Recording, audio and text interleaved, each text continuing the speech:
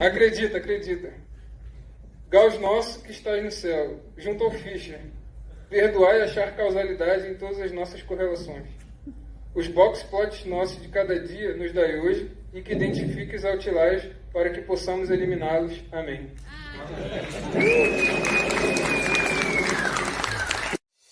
É exponencial, né? Tecnologia exponencial, né?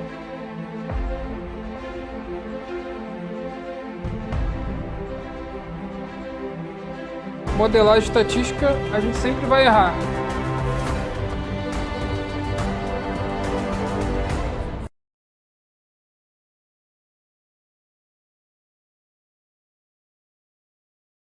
Meu nome é Alisson Abreu e eu vim aqui para compartilhar com vocês um pouquinho da minha experiência com a comunidade estatística do professor Thiago Marx. O meu ingresso nesse curso, nessa comunidade, se deu pela necessidade que eu senti ao longo da minha caminhada em ciências de dados de ter uma base estatística mais sólida, né?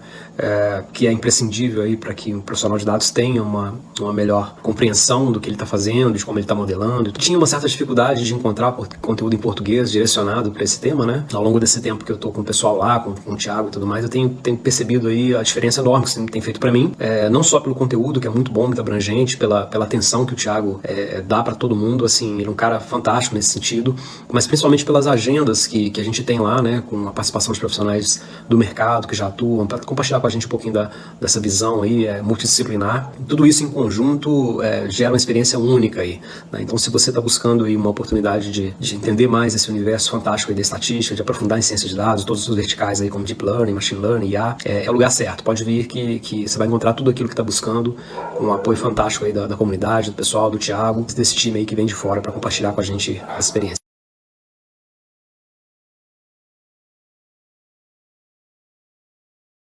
Opa, muito boa noite a todos e a todas. Sejam muito bem-vindas aqui ao StatDados, né, que é um local aí para apaixonados por estatística e ciência de dados, né? Então, tudo no universo de dados a gente trata aqui, né? Então, eu vou contextualizar um pouquinho aí para vocês aqui do nosso projeto, né? Então, começou tudo lá dentro da comunidade de estatística, né, que é o meu ecossistema de aprendizagem estatística completo lá para você, né? E lá eu convidava profissionais para falar sobre determinados assuntos que interessavam os meus alunos, né? Então, um belo dia, esse conhecimento, né, ajudou muitos alunos e tudo mais, né? A gente viu que fazia sentido trazer aqui para o canal aberto a todos, né? Então, poder disseminar esse conhecimento a todos, né? Então, hoje está tudo aqui, né? E acontecem todas essas lives aí que vocês assistem, né? Então, deixa eu mostrar aqui para vocês o que a gente tem hoje, né? Então, hoje a gente tem aí eu estimo mais de até 700 vídeos, né? Mais de 700 vídeos, talvez, aqui no canal, né? Tem quase 30 mil inscritos, se vocês inscreverem agora aí, né? A gente vai chegar nos 29 mil, né?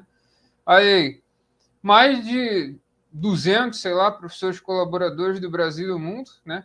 Tem alguns apoiadores financeiros aí que nos ajudam lá no Apoia-se, né? Fazendo aí, nos ajudando a pagar o gerenciamento de conteúdo aqui, né? Do StreamYard, o e-mail marketing, né? Tudo muito caro, né? O tráfego e tudo mais, né? Então, a gente tem uma campanha de Apoia-se, né? E temos também alguns voluntários aí que nos ajudaram em algum momento no tempo aí, né? Estão sempre compartilhando com a gente os conteúdos, ou estão ajudando aqui nas lives também, né? Ou também programando os conteúdos e tudo mais, tá? Então, a gente tem, ó, Machine Learning, Web Scraping, Blockchain, Estatística, Big Data, Chatbots, Scala, Hadoop, Python, IoT, R. Tem Julia também, né? A gente tem Deep Learning, né, Reinforcement Learning, tá? Então, tudo no universo de dados, né? A gente tem por aqui, né? Se você achar que não tem, né? Entra aqui na nossa rede, ó, no Facebook lá e manda para a gente uma sugestão, né? Manda aqui no Instagram, né? A gente é bastante atuante aí nas redes, né? Manda lá no LinkedIn, né? Ou aqui mesmo no YouTube também, né? Então, a gente tá sempre aberto aí a sugestões, tá? Então, sem mais delongas aqui, né? Vamos aqui ao nosso palestrante incrível da noite, né? Ele que é um cara realmente incrível, né? Já teve aqui, já teve música até para ele e tudo mais, né? É um cara que compartilha muito conhecimento com a gente, né? O currículo dele é bastante extenso, tá, pessoal? Vou beber uma água aqui, ó, para não perder o fôlego. Beleza, então, ó, ele que é doutorando em Engenharia Mecânica e Escola Politécnica USP, mestre em Engenharia Mecânica, ênfase em fabricação Unicamp, engenheiro mecânico automobilístico pela FEI, Lean Six Sigma Master Black Belt Sensei, Six Sigma Academy, né? Lean Manufacturing Expert, Ford Lean Learning Academy for Executives, docente associado do Espesal, no MBA Data Science Analytics, lá, juntamente comigo, o professor Marcos dos Santos também, né, lá da Casa da Pesquisa Operacional. Docente da Universidade Anhembi Morumbi, engenheiro de produção, mecânica e MBA Data Science Big Data, né? Docente na BSBR lá com a gente também, né, no MBA de Pesquisa Operacional, primeiro MBA de Pesquisa Operacional do Brasil, né, o qual o professor Marcos dos Santos é coordenador também, né? Pesquisador lá no Instituto Militar de Engenharia, né? Membro da Casa da Pesquisa Operacional, com muito orgulho, né? Já contribuiu muito lá para a casa, né? Membro da Operational Research Society Inglaterra, membro da comunidade Statidade, não podia faltar aqui, claro, né? Grande mestre Éder. Membro do Comitê de Educação e Engenharia da SAE Brasil, CEO de Master Lean Six Sigma, consultoria e treinamento, e executivo com mais de 20 anos de experiência de mercado automotivo, né? Ele que vai trazer aqui uma inovação, né? Vai apresentar um novo framework, Critique Stratégie, e vem para cá, então, o mestre Éder Cassetari. Opa! Grande mestre Thiago! Rapaz, eu acho que a minha caminhada cansou tanto quanto agora, hein? Uma honra estar aqui, mestre Thiago. Que currículo, hein? Caramba! Vou já precisar de algumas vidas aí para chegar, hein?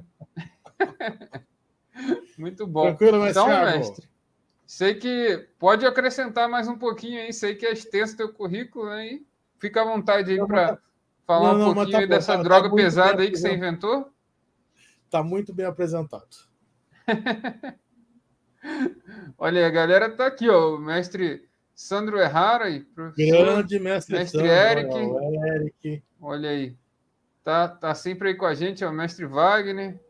Olha aí, Victor Pinos também, show de bola, tá sempre aí com a gente também. Muito bom. Sensacional, mestre. Então, fica à vontade aí para falar um pouquinho mais, né? E compartilhar o seu conhecimento com a gente, por favor. Então, tá bom. Deixa eu já compartilhar minha tela aqui. Perfeito.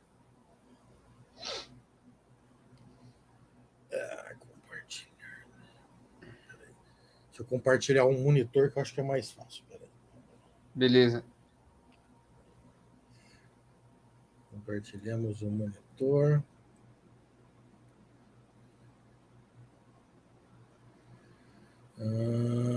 Compartilhar a tela. Olha aí, o mestre Santo falou, essa live vale umas 300 horas complementares, olha aí. Muito bom.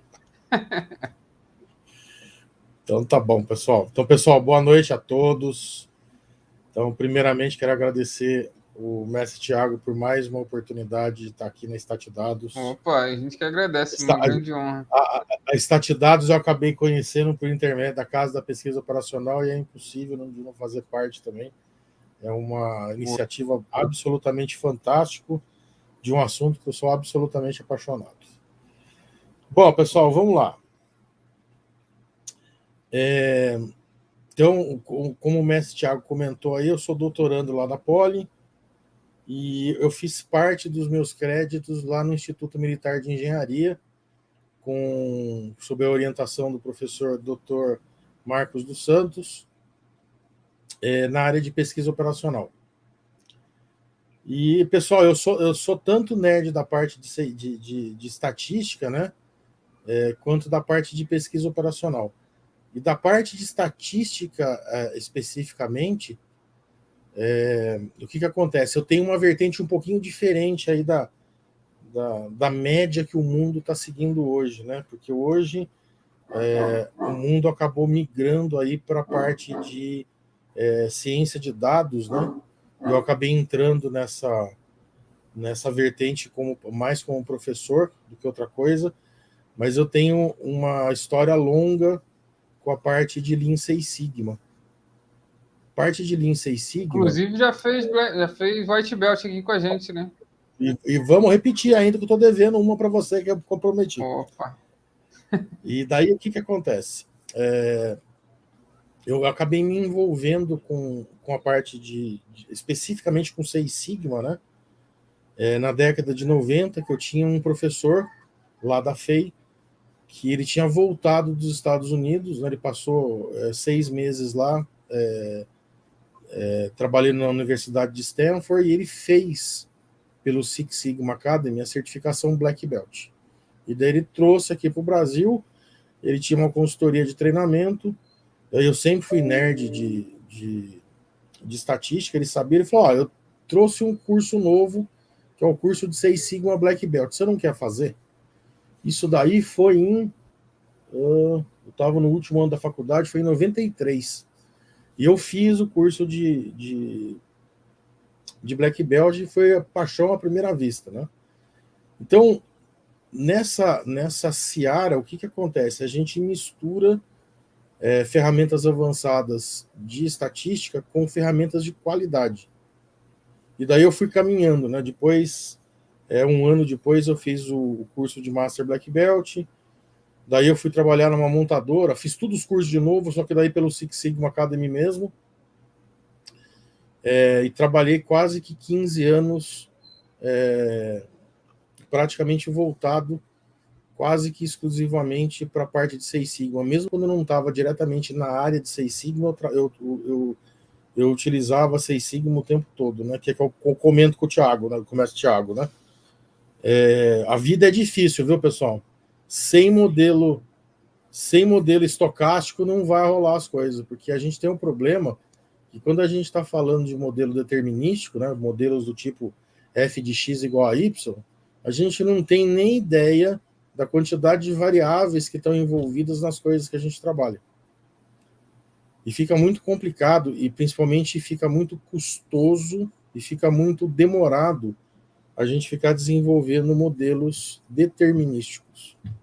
E daí o que acontece? Quando a gente abre mão de modelos determinísticos e passa a utilizar modelos estocásticos, modelos baseados em estatística, e essa é a grande mensagem que eu sempre tento passar, eu não sei a quantidade de variáveis envolvidas, não quero saber, tenho raiva de quem sabe, mas dentro da estatística que eu levantei, elas estão todas lá dentro. E esse é um modelo absurdamente mais rápido, infinitamente mais rápido. Para vocês terem uma ideia, tem modelos que são literalmente impossíveis de a gente desenvolver de forma determinística, que você faz de forma estocástica tranquilamente, né? Tranquilamente entre aspas, dá trabalho, mas a gente faz. E daí o que acontece, né? E eu, ao longo da minha carreira aí, eu tive muito envolvido com a parte de pesquisa operacional e especificamente com simulação computacional.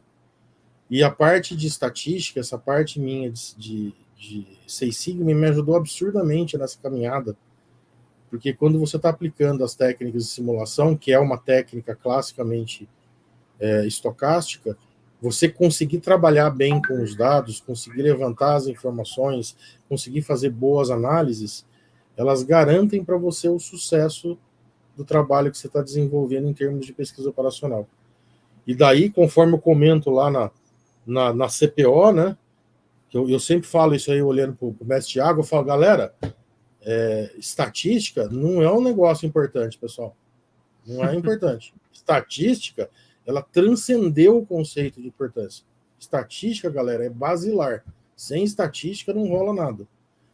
Para vocês terem uma ideia, outra grande paixão que eu tenho na minha vida, que é a parte de pesquisa operacional, pessoal, 95% dos modelos de pesquisa operacional, inclusive esse que eu vou mostrar para vocês também é um deles, ele é baseado em estatística, ele é baseado em modelo estocástico. Então, galera, seja, ou aprende estatística ou morre, pessoal. Já era assim na década de 90, tá? Agora, não vou nem falar para vocês, né? Porque a gente tem aquela caminhada hoje, né?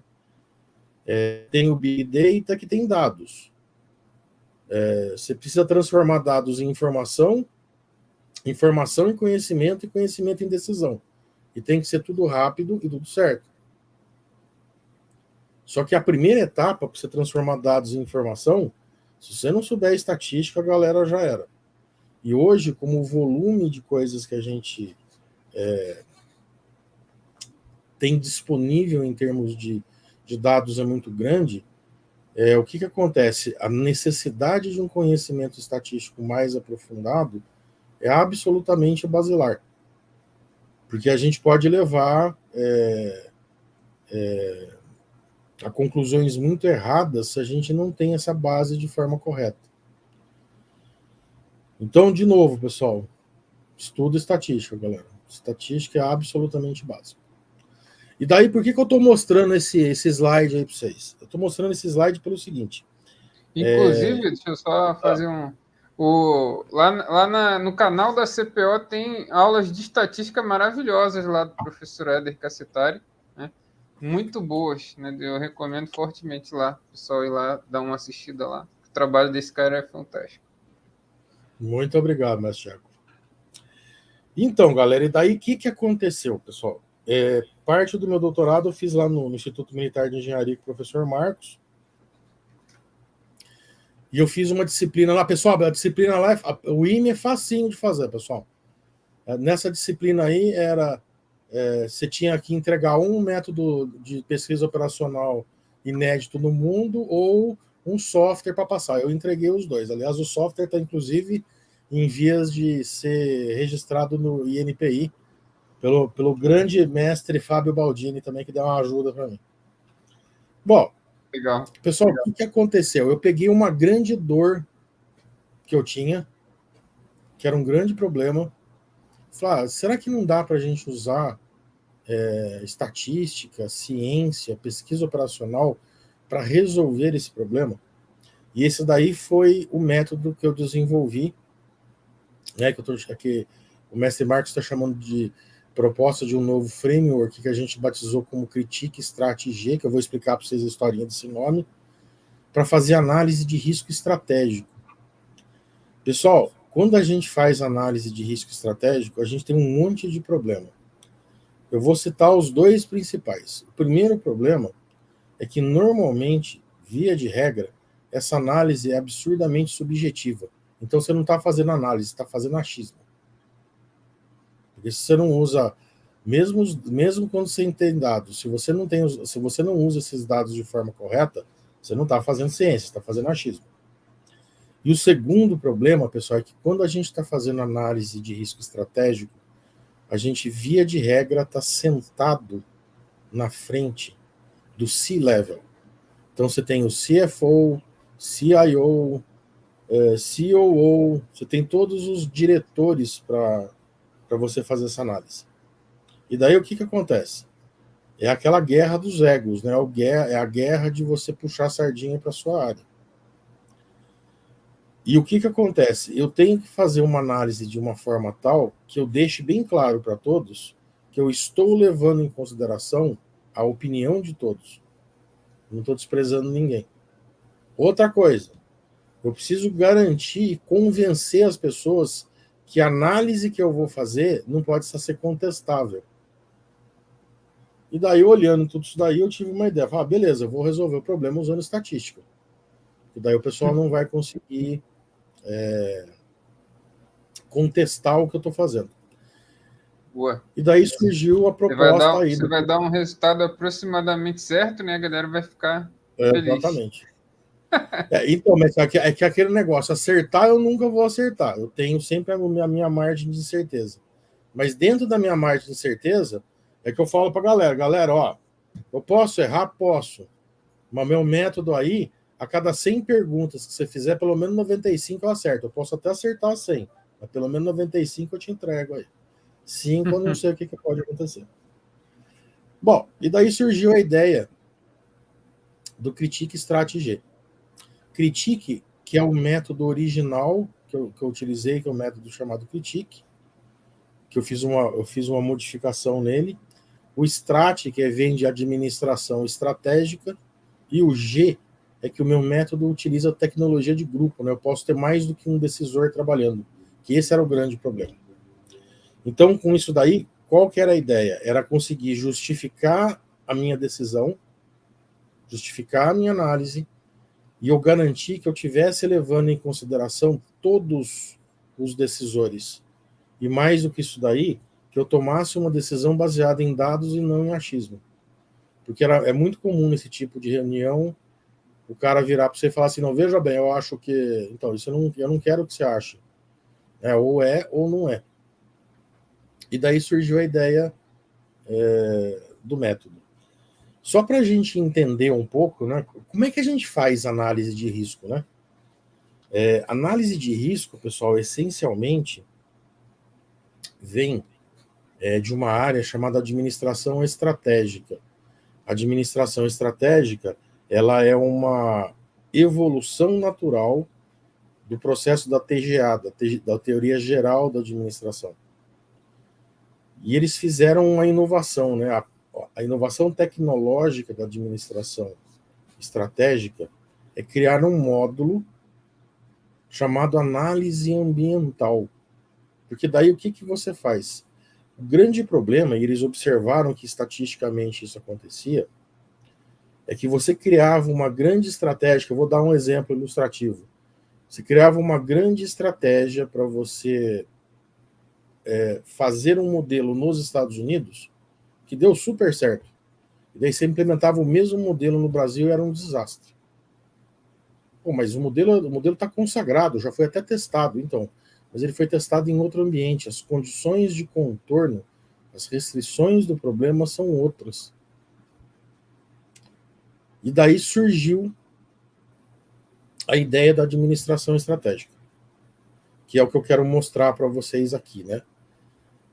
Então eu estou mostrando aí a foto do Simpep, que é o congresso que a gente submeteu esse trabalho, e esse trabalho foi aprovado, foi apresentado, então ele está oficialmente publicado. Bom, e o que é, essencialmente, esse componente de análise ambiental? Então, de forma muito resumida, né, eu acho que essa figura aqui vale mais que 1000 palavras. Isso aqui é a análise ambiental. A análise ambiental é a gente olhar os vários ambientes que a empresa está inserida. Ela tem um ambiente interno dela, ela tem um ambiente operacional, que é o ambiente que ela interage, e esses dois ambientes estão num ambiente maior, que é o tal ambiente geral. Então, o que acontece? Legal, no ambiente... Essa imagem acho que é bem... Eu tirei essa imagem do livro do professor Samuel Certo. Tem uma imagem parecida no livro do professor Wright também. E acho que ela contextualiza bem essa análise que eu queria propor. Legal. Então, o que acontece? Esse ambiente interno é o ambiente da empresa. É o ambiente que a empresa consegue mexer. Então, você tem lá vários vetores, né? Você tem 5 vetores que eles chamam de aspectos. Então, você tem aspectos organizacionais, de marketing, de finanças, de pessoas e de produção. E a empresa consegue atuar diretamente em cima disso. Então, se ela quiser mexer, né, o que quer dizer isso, né? Se ela quiser mexer na organização, ela pode. Se ela quiser mudar a campanha de marketing, se ela quiser aumentar os índices de finanças, se ela quiser mexer lá no quadro de pessoas, se ela quiser mudar as tecnologias ou a metodologia que a produção é feita, ela faz sem problema algum. Depois desse aspecto, a gente tem um ambiente que eles chamam de ambiente operacional, que é a interação que esse ambiente interno faz. É a interação que esse ambiente interno faz diretamente com o mundo. E daí você tem aspectos, né, que são outros vetores, que eles chamam de componentes. Componente fornecedor, componente cliente, componente concorrência, componente mão de obra e componente internacional. Mestre, então, aqui... A gente teve uma dúvida aqui, ó, do Victor Pires. Ele perguntou: lá. o componente social aborda aspectos antropológicos? Antropológicos em que sentido? o componente social que a gente está falando lá, que a gente está falando aqui, são questões do tipo qual que é o nível de qualidade de mão de obra, se a gente vai ter mão de obra disponível para a gente fazer produtos ou não. Então, em certos aspectos, a parte antropológica também ela tá dentro desse caldeirão aí. Respondi, Vitor? E aí, Vitor? Pode seguir que tem um delayzinho. Tranquilo. Daqui Então, a pouco eu boto aqui. Bom, daí, pessoal, o que acontece? Esses ambientes, dentro de várias alternativas, a organização, ela decide como é que ela joga. Via de regra, essa decisão não é muito boa. É tudo na base do achismo. Ele falou Sim, antropológico no sentido de cultura organizacional. Sim, no sentido de cultura organizacional, a gente tem bastante coisa relacionada dentro do próprio ambiente interno da empresa, né? E a gente tem, no ambiente geral, a parte do componente social, que é a parte mais externa. E qual que é esse problema da parte externa, né? O problema da parte externa é que a empresa interage, mas ela não consegue mexer. Então, por exemplo, componente econômico. A atual situação da economia do país não está favorecendo a organização. Ela consegue mexer? Ela não consegue mexer. A parte de componente tecnológico. Então, se a empresa tivesse computador quântico, agora eu estou emaranhado com o assunto de computação quântica por causa do mestre Malta Graça. Então, mas se não tiver componente, se não tiver tecnologia, nada feito. Componente legal. Tem uma determinada lei que está complicando a minha vida, não dá para cancelar a lei? Então, também não. Componente político e componente social, que daí Vitor, que entra a parte antropológica, também não. Então, esse terceiro ambiente obrigatoriamente, né? Você interage. Aí, ó, ele falou beleza. Que é bem relevante mesmo, né?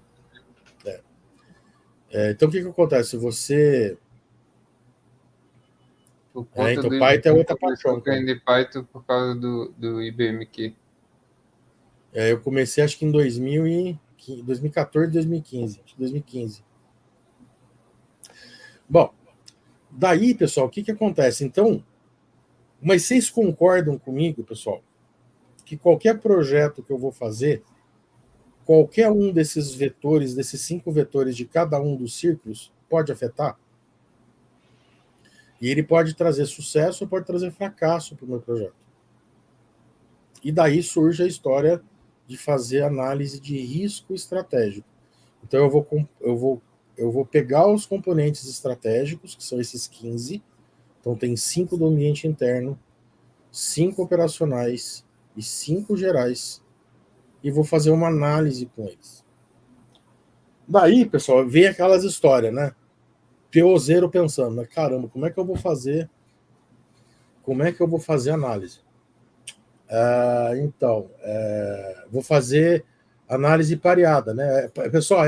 Pessoal, imagina que você tá serve para tudo, né? Imagina que você está num concurso de beleza, tem 10 meninas para você classificar elas da mais bonita da primeira colocada para a última colocada. Qual que é o jeito mais rápido de se fazer? Você pega uma delas, compara. Essa aqui é a mais bonita, põe para frente. Aí você pega a outra, compara. Não, agora essa ficou a mais bonita, você troca. Então essa ficou a primeira e essa ficou a segunda. Daí você pega a terceira, e assim sucessivamente até você chegar nas 10. Então a primeira coisa que veio na minha cabeça é fazer uma análise pareada. Daí eu fui olhar métodos próximos que fizessem análise pareada. E daí surgiu um problema. Tá bom, mas como é que eu faço a classificação? E eu tenho um problema, que eu não tenho dúvida alguma da experiência que eu tive como gerente de projeto, que a importância desses componentes, ele varia de projeto para projeto. De novo, e daí como é que a gente resolve esse problema? Atribuindo peso. Bom, então tá bom. Então precisa fazer análise pareada, precisa atribuir peso. E esse peso, lembra de novo, né? Eu estou na frente de todos os diretores, né? Eu não posso falar que esse aqui é peso 1, aquilo lá é peso 2, né? Eu tenho que ter um método consistente para explicar isso. Mas deixa eu te fazer uma pergunta, mestre. Essa, duas. essa análise pareada, ela também tem que ter a sobreclassificação, aquela história do cafezinho, né? Você vai botando açúcar Sim. no cafezinho. Também tem a Sem sombra de dúvida. sobreclassificação ou não? Sim, sem sombra de dúvida. E, mestre Thiago, ainda tem um outro problema. Muitas vezes você tem dado do tipo atributo, não do tipo variável. E o dado do tipo atributo eu não consigo fazer conta. E daí eu falei, nossa, como é que eu vou resolver isso? Vou ter que pegar uma tabela. Então tem a tabela do professor Thomas Saat, lá do HP. Tem a tabela de Likert, que acho que é a tabela mais famosa do mundo lá, que é o discordo totalmente, até concordo totalmente, que tem 5 pontos. E tem uma outra que eu gosto muito dela, que eu acho que é a tabela mais fácil de ser trabalhada, que é a tabela de Miller. A tabela de Miller é uma tabela de 7 pontos. E para mim eu acho que é a mais lógica possível. Ela tem um ponto central que é neutro. Daí tem 3 bom e 3 ruim. Os 3 bom é bom, muito bom e mais do que bom. E o outro é ruim, muito ruim e mais do que ruim. Isso daí fica fácil da gente fazer. A gente fazer uma classificação de 3 pontos é muito simples. E daí eu fui fazendo pesquisa para ver aonde eu chegaria nisso daí. E eu tinha visto um método que ele usava algo de estatística, que é um negócio que eu sempre levo muito em consideração quando eu faço as minhas análises, que é correlação. Coeficiente de Pearson, coeficiente de correlação entre duas variáveis. É forte, é fraco, é importante, não é importante, é significativo, não é significativo. E daí eu cheguei no método Critique. Mas daí, pessoal, eu precisei dar um tapa no método Critique, porque o método Critique ele tinha um problema, eu vou mostrar para vocês aí o problema que era. Ele tinha um problema matemático, ele tinha uma limitação matemática, que era algo que acontecia, só que se acontecesse comigo, eu não podia simplesmente descartar o critério, porque daí eu estaria menosprezando o ego de um dos diretores, lá não ia rolar. Então ele tinha uma restrição matemática para ser resolvida. Eu resolvi a restrição matemática de forma computacional, que está relacionada aí com o método que a gente faz, que eu vou mostrar para vocês mais para frente aí, que se chama normalização. Bom, com essas ideias, eu sentei e fui desenvolvendo o método. E esse método ele foi desenvolvido totalmente e exclusivamente em Excel. Eu usei só o Excel para fazer. Bom, então, pessoal, isso aí é o contexto maior. Vamos ver os detalhes do método, então. Então, eu estou usando até a própria apresentação aí que eu fiz no Simpep. Esse primeiro slide aí eu falo mais ou menos dessa historinha que eu acabei de comentar para vocês, que eu estou precisando criar um método. E tem um outro problema, né? Esqueci um negócio muito importante. Outro problema que tem também é que quando você está fazendo análise estratégica, obviamente, você não tem um critério, né? São 15, né? Então, não é análise de decisão monocritério, que monocritério é fácil, né? Monocritério, você faz o seu cálculo, ou você gera número por simulação, seja lá o que for, ranqueia do maior para o menor, do menor para o maior e toma a sua decisão. Mas e quando você tem vários critérios? No meu caso, 15. Eu tenho que tomar a decisão baseada no melhor conjunto, né? Dentro do meu conjunto, qual que é a melhor combinação de dados que vão me dar melhor resultado? Isso daí, ele reflete uma técnica, um grupo de técnicas de pesquisa operacional que se chama MCDA, Multi-Criteria Decision Analysis, que é análise de decisão multicritério, que é, inclusive, o que eu estou estudando lá na Poli, o que eu estou estudando lá no IME. Daí eu comento aí essa historinha que eu contei para vocês mais detalhadamente sobre a diferença de TGA e análise ambiental. E daí eu comento da parte dos tomadores de decisão, que eu não posso, de forma alguma, menosprezar a opinião de ninguém. Bom, daí, na sequência, o que acontece? Eu explico essa problemática. Então, imagina, pessoal, o seguinte.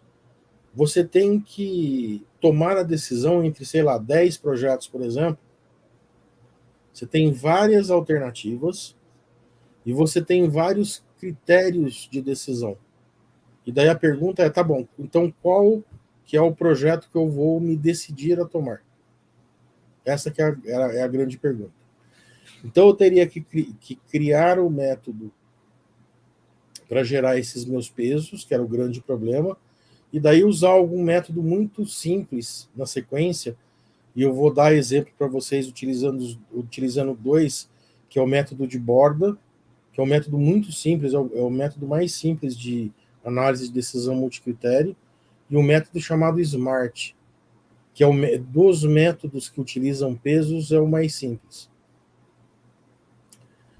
E daí o que eu vou fazer? E daí, baseado nisso, eu vou criar uma decisão de um determinado projeto, mas não olhando um critério, olhando uma combinação dos critérios baseado nos pesos em termos de importância, ou no meu caso, de risco, que eu estiver fazendo.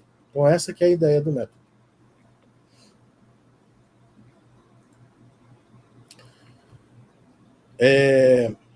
Então esse método original, pessoal, é o método chamado Critique. O Critique chama Criteria Importance Through Inter-Criteria Correlation, que foi proposto por 3 professores gregos, Giacolalchi, Mavrotas e Papaianakis, em 1995. Então, e o acrônimo significa isso. E aqui eu comento também, né, a grande sacada que eu acabei tendo para selecionar esse método é que ele gera os pesos de forma muito entre aspas, fácil. Fácil no sentido dele ser muito bem justificado estatisticamente. Um segundo problema, que também é fácil de resolver esse método, é que eu posso trabalhar tanto com dados do tipo variável, que é fácil, eu consigo fazer conta, quanto dados do tipo atributo, porque daí eu uso uma tabela de conversão. E eu optei em utilizar essa tabela que foi proposta pelo Miller em 1956 para transformar dado qualitativo em dado quantitativo. Bom, e como é que a gente aplica o método? Pessoal, isso aqui é a visão macro, vamos dizer assim, do processo de administração estratégica. Você vai fazer esse análise ambiental que está aparecendo aqui, né? Na etapa 1, que está relacionado com essa figura 2 que eu mostrei para vocês. Depois você estabelece a diretriz organizacional, né? Que é da parte de operações. Então, o que eu estou fazendo aqui?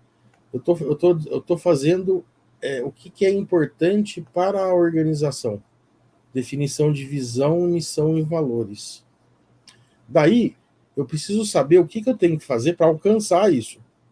Isso é a definição e formulação da estratégia. Daí eu defino a estratégia para chegar nisso. Daí eu tenho que fazer uma implementação dessa estratégia e na hora que eu estou fazendo essa implementação da estratégia, eu preciso ver se eu estou implementando certo, se eu não estou desviando do caminho. Isso eu faço através da execução de um controle estratégico. E na hora que eu implemento essas 5 etapas, eu chego na administração estratégica propriamente dita. E daí o que eu precisava? Eu precisava pegar esse método e juntar esse método com o método Critique Strategy. Essa que foi a ideia.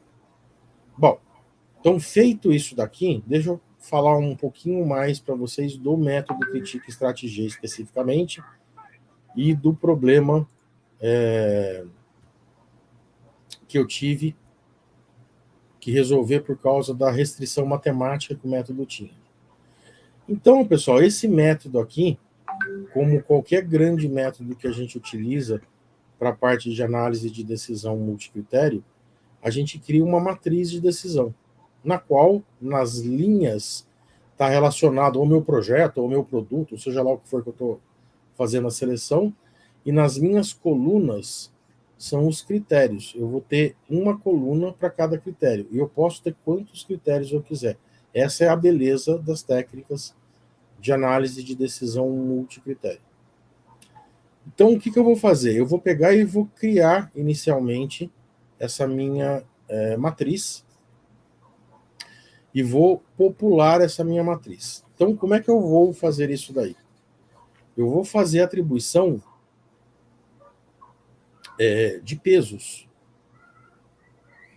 baseados na minha tabela de Miller, ou seja, eu vou fazer uma classificação, converter dados de atributo para dados de variável e, eventualmente, os critérios que já forem números, eu já tenho diretamente os dados de variável.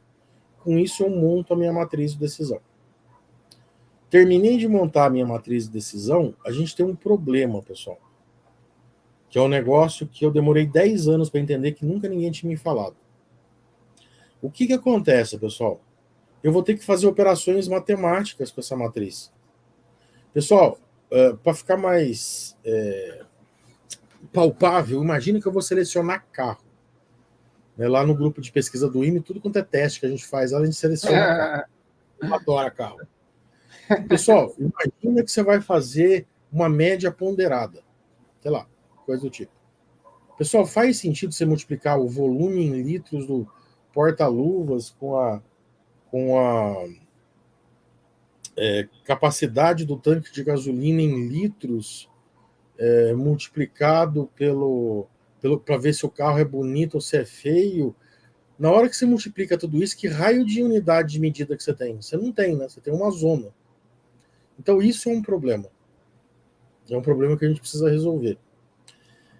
Isso daí é uma técnica que é utilizada dentro de pesquisa operacional que se chama normalização. Existem 4 tipos de normalização. Para quem quiser se aprofundar nisso daí, no livro do professor Carlos Francisco Simões Gomes, de análise de decisão multicritério, na página 92, tem um quadrinho em cima da página que tem os 4 métodos. Um dos métodos é esse método que eu estou mostrando aí para vocês.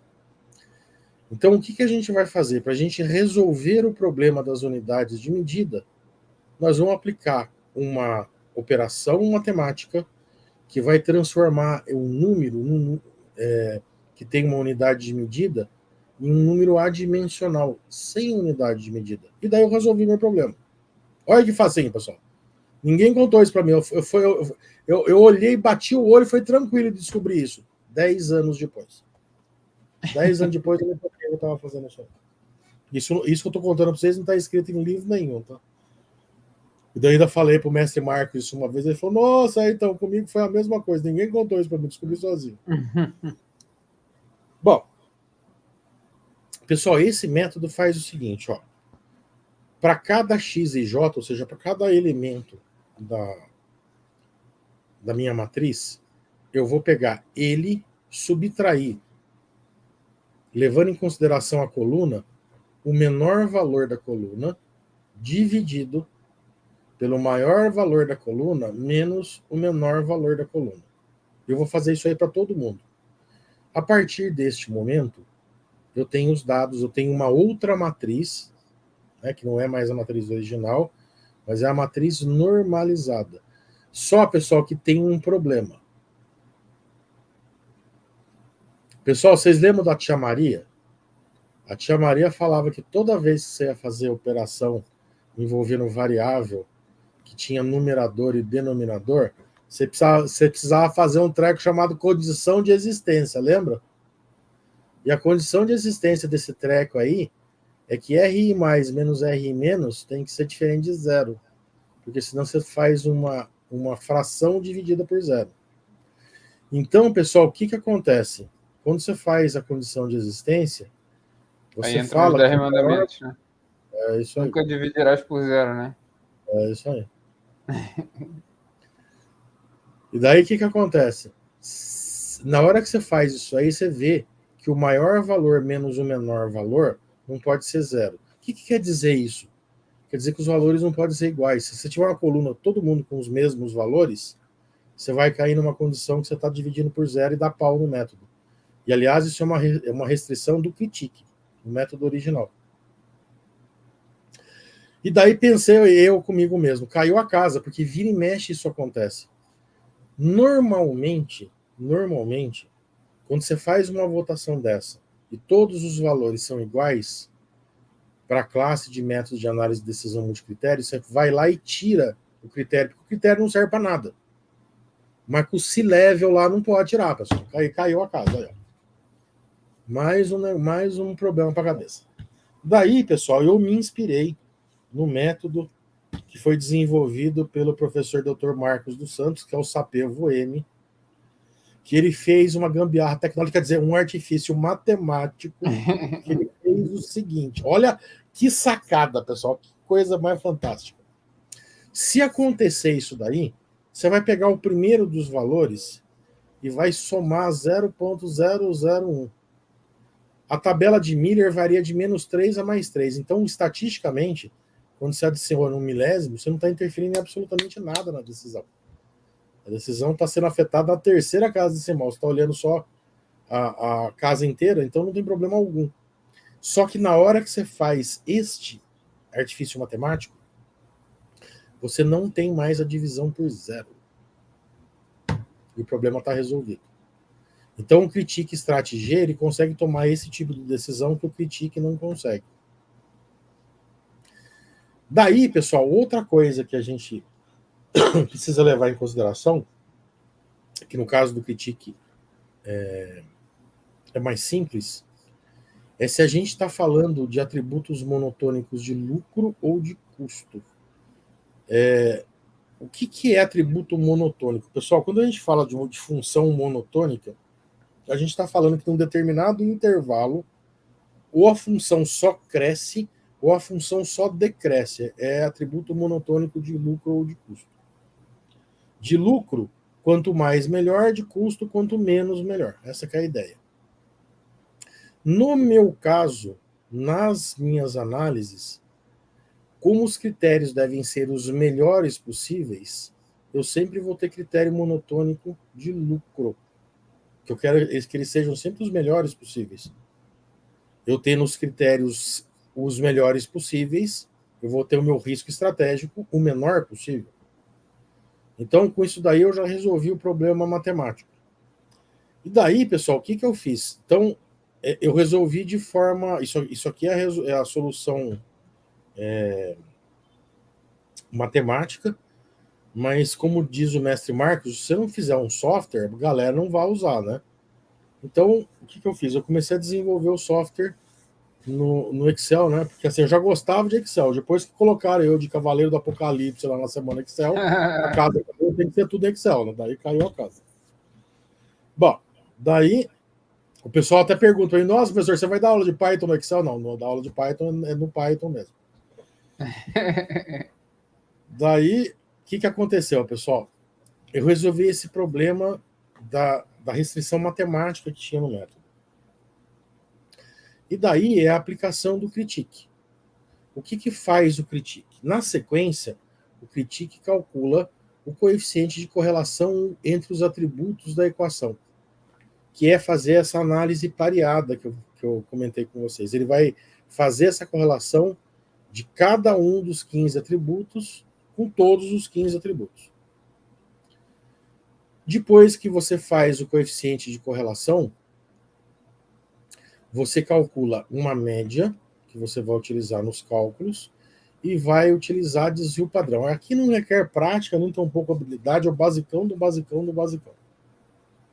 Bom, terminado de fazer isso daqui, eu começo a gerar e a trabalhar dentro da matriz.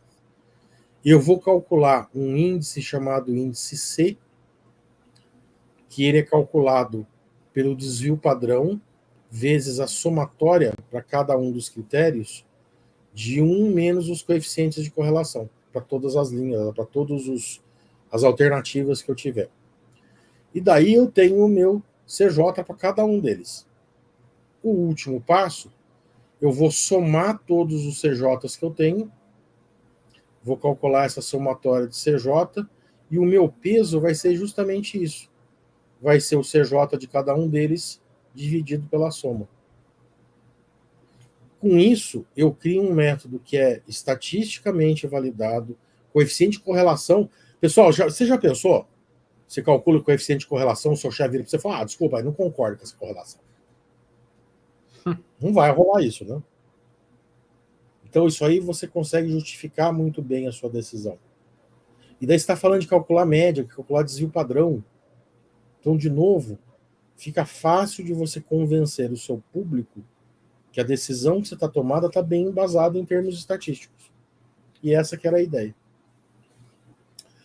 O mestre Thiago, eu vou mostrar bonitinho aqui na apresentação, daí eu abro o Excel para vocês verem depois, só para vocês entenderem. Pessoal, isso aqui é a matriz de dados. Então, olha só. Eu estou dando um exemplo aí. Eu tenho 4 projetos. Proj 1, Proj 2, Proj 3 e Proj 4, que eu não sei qual que eu vou decidir deles, que eu preciso saber. Daí, o que eu vou fazer? Eu vou perguntar para cada um dos componentes da minha mesa, que são meus decisores, qual que é a nota que eles dão para cada um dos quesitos, para cada um dos projetos.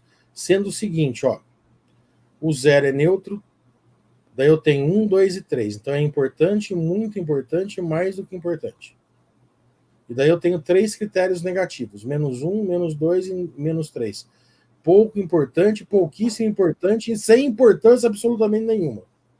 E daí eles vão tomar a decisão entre eles, ou seja, é um método que você pode aplicar em grupo para cada um desses quesitos, para cada um desses projetos. E daí a gente tem essa tabela aí. Terminada essa tabela, eu vou começar a construir lá aquelas variáveis que eu preciso para usar para fazer o cálculo. Então, máximo e mínimo, que é o que vocês estão vendo aí nas linhas de baixo, eu uso para fazer lá o meu processo de normalização. E daí eu crio uma função no Excel para verificar se esses números são iguais ou não. Se não forem iguais, ele faz o cálculo da normalização de forma tradicional. Se forem iguais, ele vai calcular através daquela correção lá que eu mostrei para vocês, que ele pega o primeiro dos valores e soma 0,01. 0,001. Facinho, pessoal, lá. Matriz de dados com fator de correção. Então, nesse meu caso aqui, não precisou, porque não tinha nenhum. Caso tivesse, eu teria feito essa correlação. Daí, na sequência, como eu resolvi o problema de não ter risco de dividir por 0, eu faço a matriz normalizada. Então, eu estou aplicando essa fórmula aqui, ó. E daí, pessoal, é isso que vocês precisam entender. Ó. A partir deste momento, aplicando normalização, eu estou criando valores entre 0 e 1, e o mais importante, valorizar dimensionais. Daí eu posso somar, subtrair, fazer cálculo. Eu não tenho problema de criar uma zona de unidades. Que é aquela história que eu sempre falo, pessoal, o que dá a quantidade de maçãs que você comprou hoje, dividido pelo número da sua casa, multiplicado pelo tamanho do seu pé em metros, dividido pela altura do pé direito da sua sala?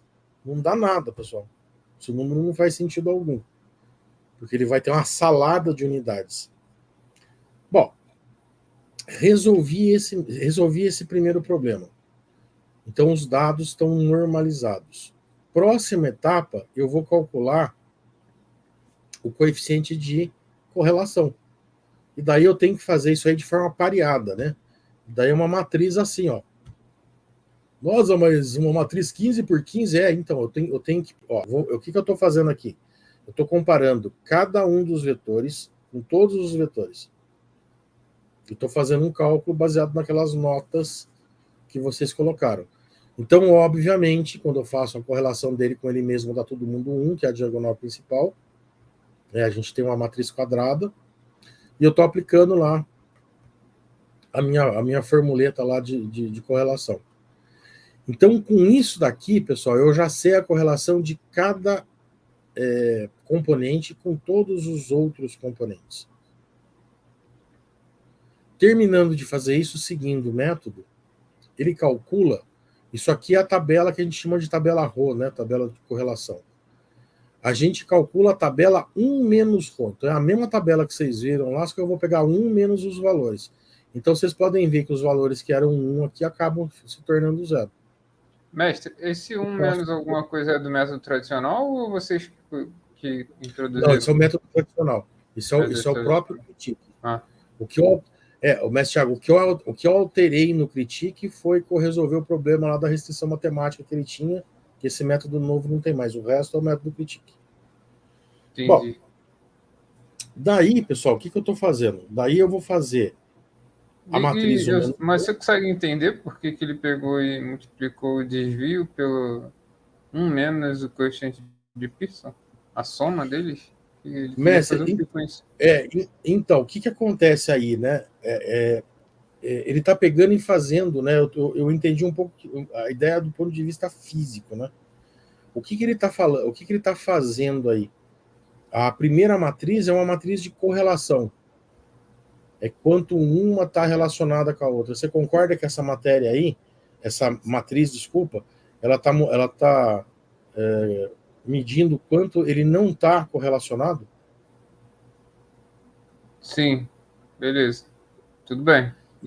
E daí baseado, e daí ele tá olhando isso daí e ele está fazendo uma correção através de desvio padrão.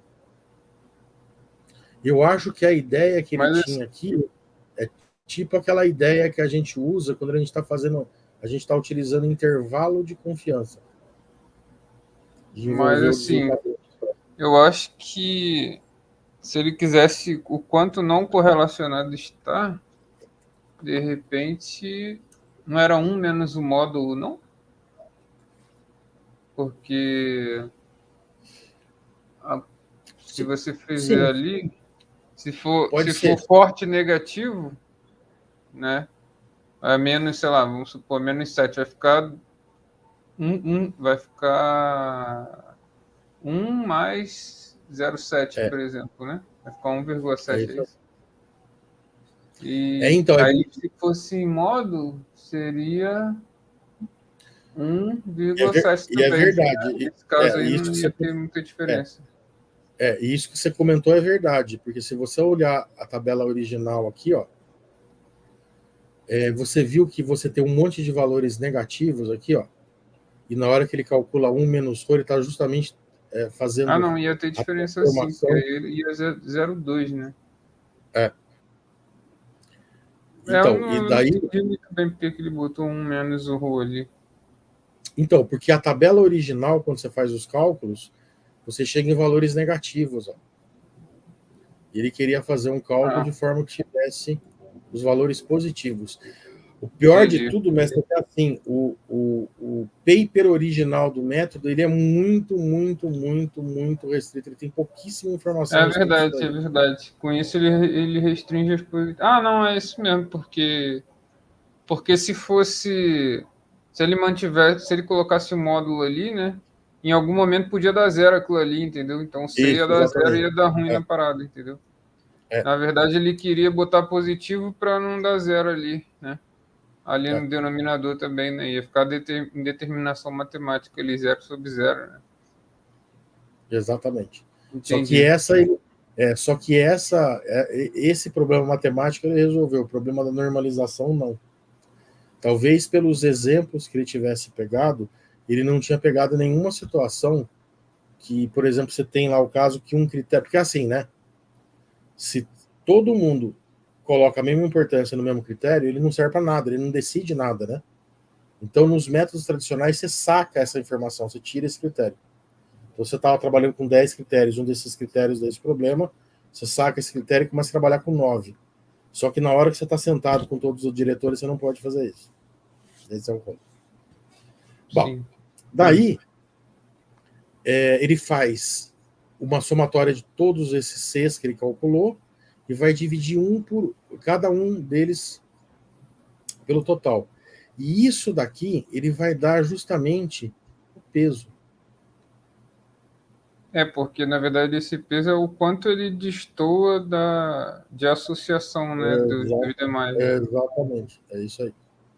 Daí, pessoal, o que eu fiz aqui? Eu vou mostrar as formuletas para vocês na sequência. Daí eu fiz um ranqueamento aqui, ó, para te falar o seguinte, ó. Aqui eu ainda não estou decidindo qual que é o melhor projeto, mas eu estou fazendo a análise estratégica primeiro. Então, da minha análise estratégica, esse ranking, pessoal, o maior valor é 1, o menor valor é 15. Então, por exemplo, o que está aparecendo aqui como 1, que é o fornecedor, ele é o maior risco estratégico possível que eu possa ter. Nossa, mas para que serve essa informação?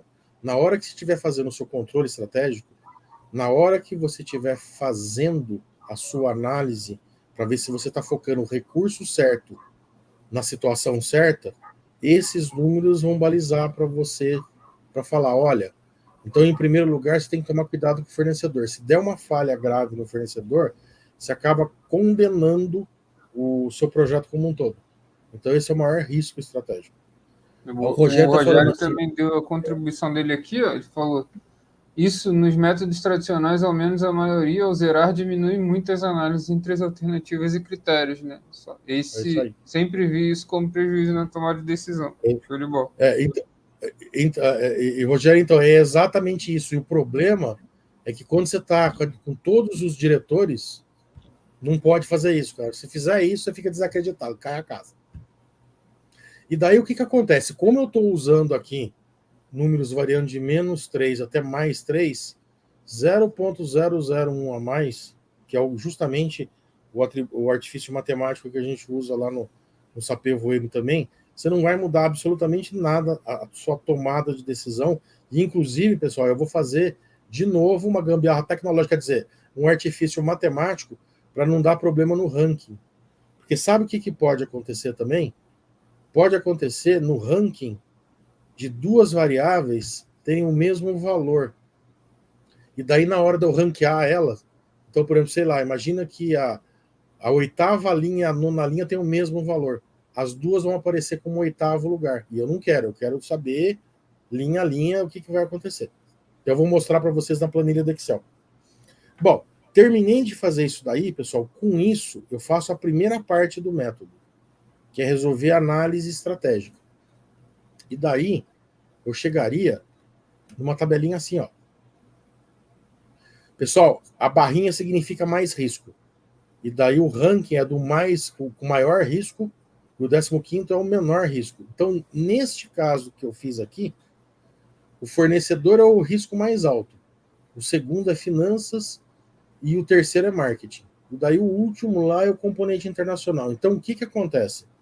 Se eu tiver que optar em alocar mais recurso para determinada coisa, porque eu não tenho recurso para controlar tudo, fatalmente eu iria colocar para fazer controle do fornecedor, finanças e marketing, porque eles me dão o maior risco possível do meu projeto não funcionar.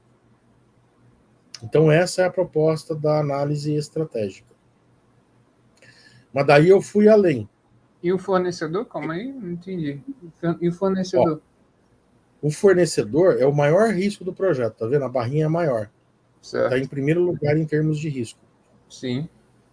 Finanças é o segundo maior risco. O terceiro é o terceiro maior risco. Então, por exemplo, o que essa análise está me falando? Que qualquer falha com o meu fornecedor, ele impacta enormemente o sucesso do meu trabalho. A estratégia que eu selecionei, ela vai falhar. Então, o que eu vou fazer? Se eu não tiver recurso para controlar as 15 variáveis, eu vou concentrar esforços de forma que, por exemplo, as 3 primeiras, né, sei lá, dependendo da quantidade de recursos que você tenha, elas sejam muito bem cobertas. Porque isso daí diminui os maiores riscos do meu projeto. Entendi, legal.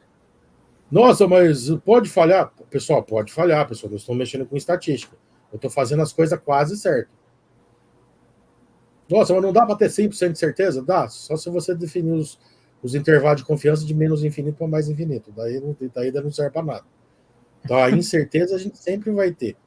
Mas aqui, pessoal, eu garanto para vocês, utilizando esses métodos estatísticos, que a cada 100 testes que eu fizer, eu acerto no mínimo 95 deles. Eu posso até acertar todos, mas no mínimo 95 eu garanto.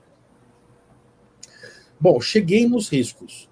Agora eu vou usar o conhecimento que eu adquiri pela técnica, que são os pesos, para tomar a decisão de qual projeto eu vou selecionar. E daí eu peguei 2 métodos para mostrar isso para vocês. O primeiro método é o método chamado SMART, que é o método mais simples que eu utilizo quando eu tenho peso. E, pessoal, aqui não requer prática nem tão pouco habilidade. O que você vai fazer? Você vai pegar o peso que tem esse componente e multiplicar pela nota, mais o peso desse componente, multiplicar pela nota e vai somar todo mundo. Daí você tem um valor aqui. Você vai fazer isso para todos e daí você ranqueia esses valores, você tem qual que é a seleção. E, inclusive, eu usei uma fórmula do Excel que já faz isso automaticamente para mim. Então, por exemplo, nessa tomada de decisão... Produto, né? Somar produto, exatamente. Eu vou mostrar a planilha. Então, o que eu estou fazendo aqui? Aqui eu vou tomar a decisão, baseada nessas notas, de optar pelo projeto número 3. O projeto número 3 é o projeto que, dentro das condições que foram colocadas, ele apresenta a menor possibilidade de risco estratégico. E isso aí. Sumiu o comentário. É isso aí. Foi o Rogério complementou. Quanto maior, pior. A empresa deve atacar o primeiro. Perfeito. Boa. É isso aí. É isso aí. Porque quanto maior o risco, né, é maior a possibilidade de fracasso, né? Então você tem que atacar essas daí primeiro. Pessoal, na verdade, é assim, né? Eu fiz um Pareto altamente sofisticado, mas isso aqui não deixa de ser um Pareto. É que eu criei um método para criar os pesos, eu usei em consideração a minha análise para criar esses pesos de forma estatística. Agora, pessoal, peraí, deixa eu descompartilhar a minha tela aqui. E eu vou compartilhar o meu Excel. Nós viemos aqui para ver o Excel, né, pessoal? Sem Excel não vai ter graça, né?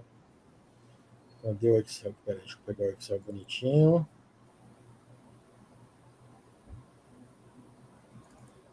Vou pegar até a planilha mais bonita que eu tenho, ó.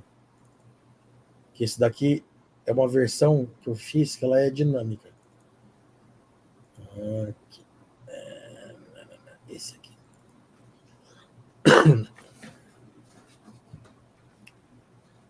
Então,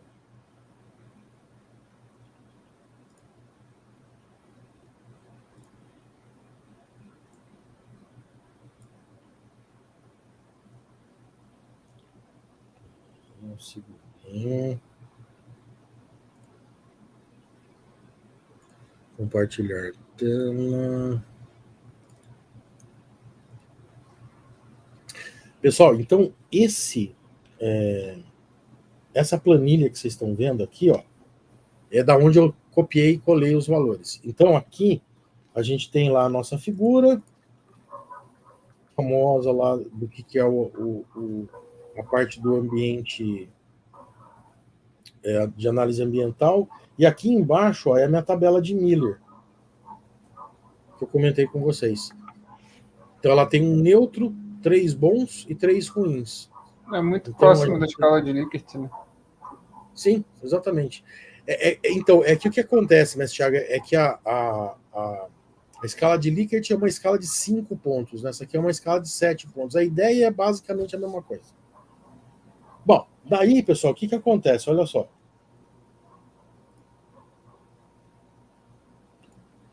Vamos lá. Vamos brincar um pouco aqui agora. Então, o que acontece? Eu peguei e criei esse modelo aqui com algoritmo genético. Olha que legal aqui, porque toda vez aqui que você vem e aperta F9, ó, ele vai mudando os números para mim, só para a gente testar. Então, o que acontece? Numa situação normal, pode até acontecer de você não ter coincidências nenhumas. Então, eu não vou precisar fazer lá o meu artifício matemático.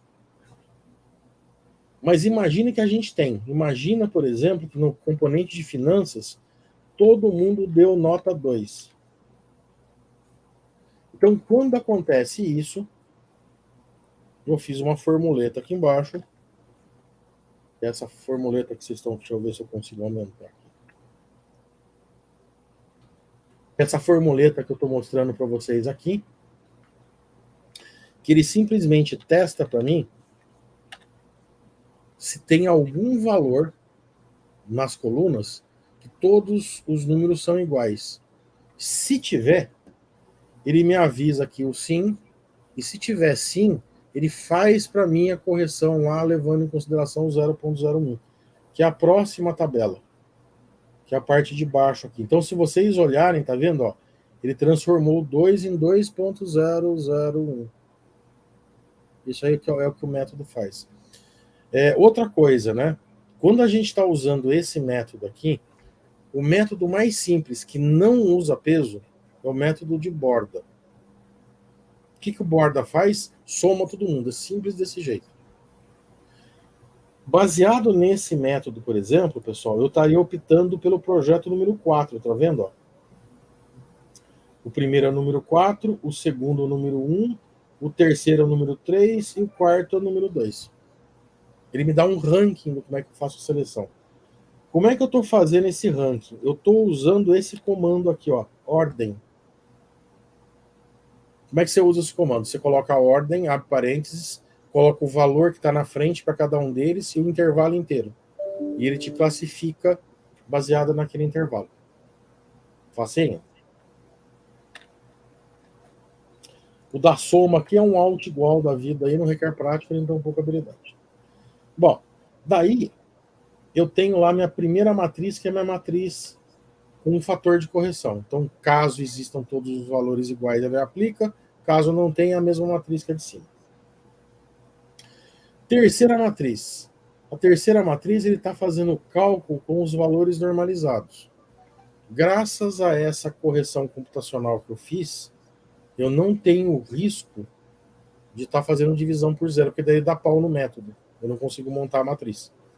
Ele vai ter uma linha lá inteira que ele vai falar lá dividido por zero e não consegue calcular. Bom, terminei de fazer a matriz de dados normalizados, eu faço o cálculo da minha matriz pareada, que é essa matriz aqui.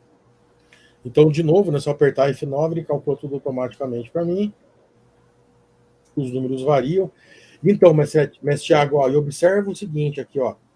Neste caso aqui, aparecem números negativos. É isso que ele quer corrigir, que é o raciocínio que você teve lá com o módulo. Então, realmente aparecem números negativos. Aí. Bom, eu calculei a matriz pareada, agora eu vou calcular aqui a matriz ρ, eu vou calcular a matriz 1 menos ρ, que é essa daqui, ó.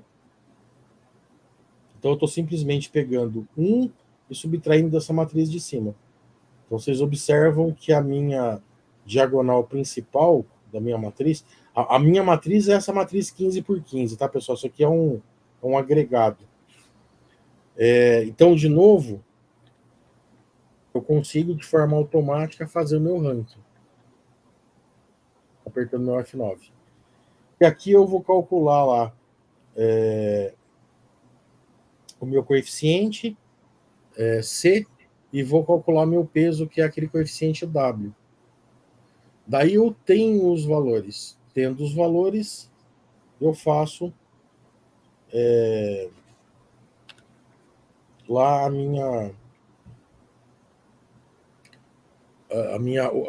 minha ordem lá do menor para o maior. Não requer prática, nem tão pouco habilidade. Bom, com isso daí, o que acontece? Agora, com esses valores, eu consigo classificar quem que é o maior risco e quem é o menor risco. Que é o que eu estou fazendo aqui embaixo, ó. Que é essa tabelinha. E essa tabelinha, de novo, ó lá, ele faz a classificação tanto, né, nesse caso aqui, quem é fixo é o de 1 a 15, varia a barrinha e varia esse lado que é a minha variável. Então ele já, inclusive, ele já alterna, ele organiza por cor e organiza do maior para o menor.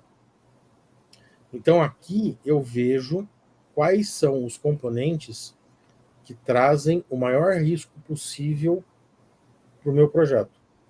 Daí eu ranqueio do maior risco para o menor risco, e daí eu vou alocar os meus recursos do risco maior para o risco menor, garantindo que a minha estratégia ela funcione. Bom, daí eu fiz o mesmo método utilizando o Smart. Então, o que faz o Smart? O Smart, de forma muito, muito simples, ele faz uma média ponderada. E eu já tenho peso agora, porque o problema é ter os pesos. Porque na hora que você está na frente do C-Level e falar assim, então atribuam pesos de 1 a 10, o cara vem e começa a perguntar, por que não pode ser de 1 a 5? Não pode ser 1, 2, 3? Você não pode usar 4, 9? A gente utilizando estatística, pessoal, não tem esse problema. Falar, o método estatístico está me dando os pesos através de correlação. Bom, daí eu vou aplicar lá a minha matriz de dados, vou fazer o coeficiente de correlação, e agora eu estou analisando os projetos. Faço meus dados normalizados, faço a minha matriz de correlação ρ, faço A1 menos ρ, calculo os pesos, e daí esses pesos vão ser utilizados nessa tabela aqui, que é a minha tabela original que eu tinha, só que eu não sabia essa linha de baixo, que era o peso. E daí, pessoal, por que a gente precisa pensar nisso? Porque, pessoal, imagina o seguinte, se você estiver fazendo um projeto altamente sofisticado, mas dentro do Brasil, não tem risco internacional. Se você estiver fazendo o mesmo projeto, altamente sofisticado, altamente lucrativo, na Tailândia, você tem um fator de risco internacional muito grande.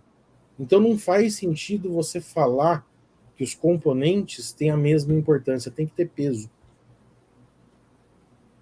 E daí, se você apresentando um método assim, você quebra a perna de qualquer diretor. Ele vai falar, não, peraí, mas faz sentido isso? Mas você acha que a importância de cada um não depende do projeto? Claro que depende do projeto. E com isso eu tenho esses pesos. E daí o que eu vou fazer aqui? Eu vou utilizar o mestre Thiago até já cantou a bola aqui, ó. Eu vou usar um somar produto, que é a fórmula que a gente usa no Excel para calcular a média ponderada. E daí, de novo, aqui, eu vou usar o comando ordem. E daí, pessoal, eu posso pedir para ele ranquear do menor para o maior ou do maior para o menor. E aqui no finalzinho, ó, é a minha tomada de decisão. Eu já fiz análise de qual que são os componentes mais importantes. E aqui, ó, eu estou fazendo análise de qual que é o projeto que eu vou tocar. E eu estou fazendo a apresentação para vocês pelo método de borda, que é só soma. Ele não leva em consideração a diferença de importância entre os vetores. E o Smart, com o método Critique Stratégie, que ele leva em consideração a diferença de importância que a gente trata matematicamente, a gente trata metodologicamente através da utilização de peso. E daí, obviamente, né, de novo, ele tá de forma automática, ele vai fazendo os cálculos para mim. Então, e via de regra, pessoal, vocês vão observar o seguinte, na maioria dos casos, o método de borda e o método Smart com o Critique, eles batem para a primeira posição. Para as outras, não. Mas ele bate para as primeiras posições. Então, neste exemplo aqui que eu estou fazendo com vocês, nesses 4 exemplos aqui, se eu usasse o método de borda, sem os pesos, a decisão que eu iria tomar é muito próxima de um método melhor, que seria o Smart. Só que, para justificar isso aí para o Senior Management é mais difícil. Que essa é a vantagem do método. Então, mas você está falando para mim, então, que se eu não levar em consideração o peso, e levar em consideração o peso, dá praticamente a mesma coisa? Não, mas o componente internacional é muito mais importante que o outro, e daí cai na conversa. Então, a ideia do método foi também resolver esse problema. E, pessoal, é assim, eu tô contando isso para vocês, que isso aqui é uma das minhas dores, né? Eu entrei no meu primeiro emprego para ser engenheiro de simulação e eu acabei sendo promovido muito rápido para gerente de projetos. E eu sentava na mesa com todos os diretores, não sendo diretor, para tomar esse tipo de decisão. E, pessoal, eu apanhava que nem gente grande. Pior que você não podia nem chorar. Então, isso aqui, para quem usa, principalmente o pessoal da área de TI, os PMOs, o método SMART, ele é um método que resolve muito problema, porque é uma justificativa matemática. Se você tem agora que fazer análise estratégica para o projeto, e normalmente a gente faz isso no início do projeto, quando você está utilizando as metodologias ágeis, Scrum e companhia, você precisa ter uma estratégia muito bem definida para fazer. Porque se você tiver uma estratégia mal definida, você só vai agilizar o fracasso do seu projeto, né? Que é a história que eu comento para a galera, né, galera? Indústria 4.0. Você está na sua fábrica lá, você chama o cara, não, eu quero pular para a indústria 4.0. Só que você é a indústria 1.0 ainda. Então, pessoal, nesse caso aí, se você não melhorar o seu processo, se você não definir bem a estratégia, no nosso caso aí, hoje você está fazendo cocô. Na hora que você pula para a indústria 4.0, você faz cocô automatizado mais rápido, mas é cocô. Então, por isso você precisa definir muito bem a sua parte estratégica aqui.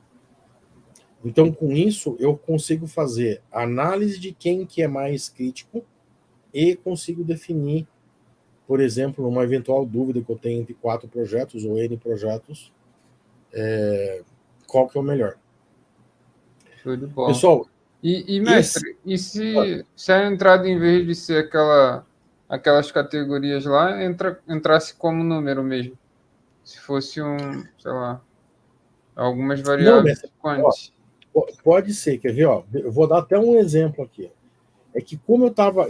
vocês estão vendo aqui o que eu acabei entregando lá no IME, inclusive para passar na disciplina, né? Mas, por exemplo, ó, eu posso ter mais variáveis aqui, eu posso ter mais critérios aqui, eu posso ter quantos eu quiser, que se eu estiver fazendo análise estratégica, pelo menos esses 15 eu preciso ter. Pode ter investimento, impacto ambiental, custo de mão de obra, reutilização de impostos, eu posso ter quantos eu quiser. Sim.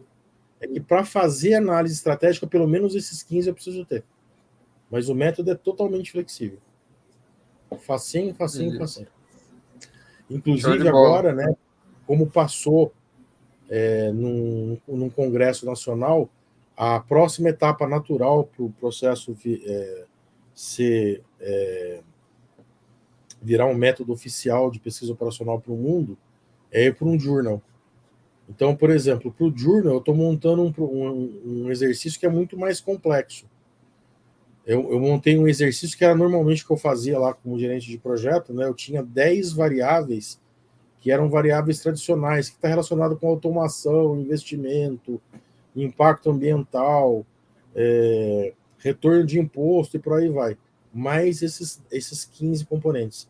Então, eu criei um case que ele tem 25 critérios diferentes. E daí a pergunta não é só o que é o mais crítico. A pergunta é, tá bom, mas qual é o projeto que eu faço?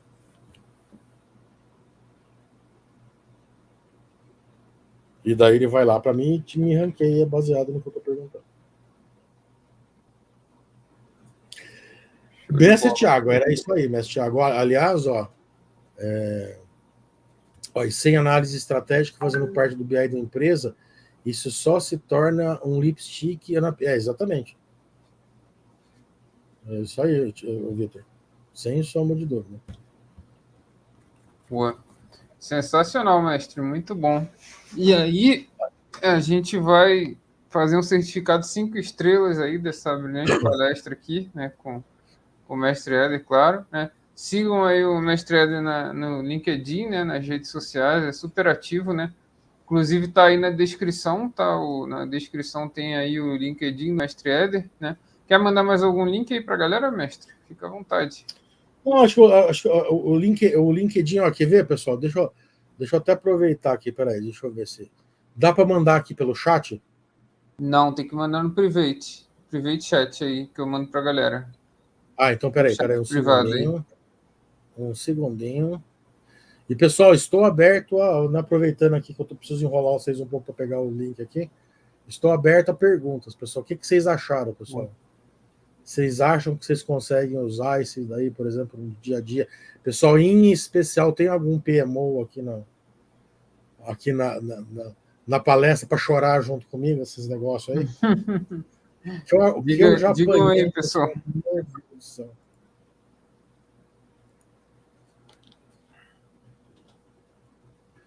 Mestre, ó, isso aqui é o link do meu grupo do WhatsApp, que é a sala do professor Eder.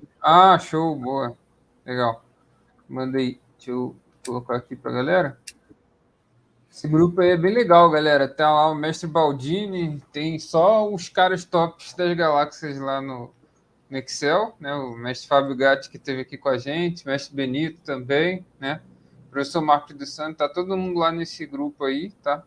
Quem quiser pesquisa operacional e Excel, né? E todo esse universo de dados lá com eles também é sensacional. Deixa eu ver aqui, ó. O Vitor falou: eu não entendo muito bem, mas sempre fico arrepiado com as palestras. Tá tranquilo, Vitor. Fica tranquilo que é tudo uma questão de horas bunda cadeira. É isso aí, é só pegar e destrinchar, fazer na mão, para depois, né, fazer no software e entendendo, né? É isso aí. Maravilha. Então, parabéns aí pelo método. Espero que seja referendado internacionalmente aí em breve, né? Se Deus quiser. Vamos ter aí, né, dobradinha, na verdade, dobradinha nada, né? Uma sequência aqui, né, de lives aqui com o mestre Éder, né? Ele que vai ser tríplice, né? Vai ser listra tríplice de lives aqui com o mestre Éder. Então, dia 21 a gente vai ter jornaleiro, né? Simulação aí com o mestre Éder. E dia 23 vai ter máxima verossimilhança já com o chapéu de Natal, né? Vem com gorro aí, né, mestre? Vem com gorro aí. Método da máxima verossimilhança já é para chegar no Natal viajando já. Boa. Olha aí, mestre Wagner, muito show mesmo. Parabéns pelo trabalho desenvolvido, extremamente importante para a gestão de projetos e tomar decisões no universo corporativo. Olha aí, o Vitor. Perfeito, obrigado, gente. Maravilha, então, só agradecer aí ao mestre Éder mais uma vez, né? Eu que agradeço. Vamos para as próximas, né? Vamos para a maratona aí com o mestre Éder, vai ser o mestre Éder Flix. Valeu demais aí, mestre. Grande abraço, mestre. Obrigado, galera. Valeu. Tchau, tchau. Valeu, pessoal. Um abraço.